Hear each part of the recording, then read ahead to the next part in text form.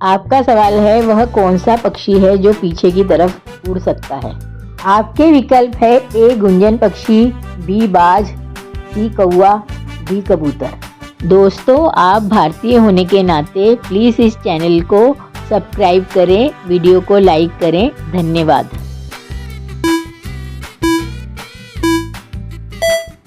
सही जवाब है ए गुंजन पक्षी।